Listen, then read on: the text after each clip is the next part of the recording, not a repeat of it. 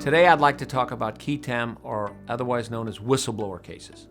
The False Claims Act is the name of a federal law that allows people who have evidence that someone is defrauding the government to file suit on behalf of the government. It was first signed into law by President Lincoln to try and stop suppliers to the United States government from cheating the government during the Civil War.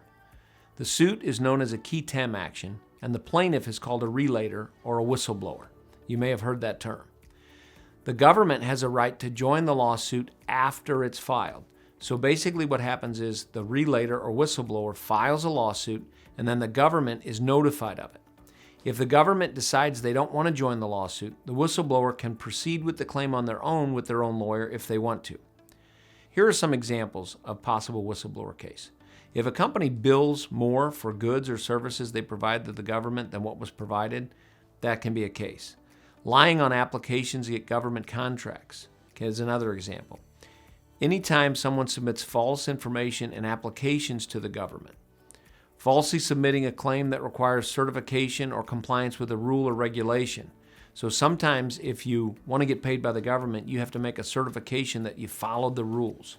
And so anytime there's a certification, if that certification is false or wrong, that can be a potential claim. Using government grants or loans for an improper purpose. So if you receive money from the government and you're supposed to use it in a certain way and you don't, that can be a possible whistleblower case. Paying less than is owed to the government. So if someone or a company owes the government and they don't pay all that they're required to pay, that can be a whistleblower case.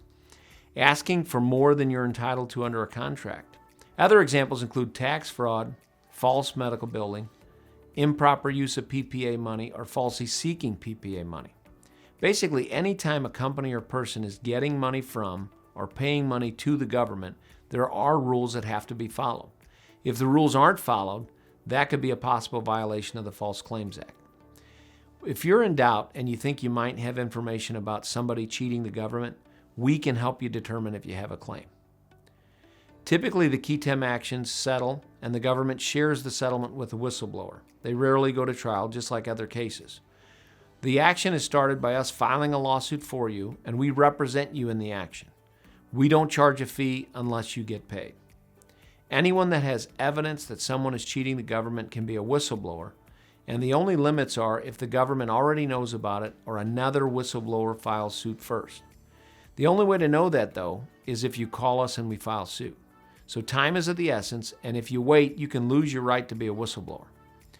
Now, the case is filed on what's called under seal, and that means it's in secret, and only you and your lawyer and the government know about it. Even your name is kept under seal. If you tell anyone other than your lawyer about your claim, it can be taken away or dismissed. So it's very important to hire a lawyer and keep the information secret. The False Claim Act also allows the government to recover up to 3 times the amount of the fraud plus penalties. The whistleblower is entitled to share in a percentage of what the government recovers. But the only way to be a whistleblower and get paid is to file suit.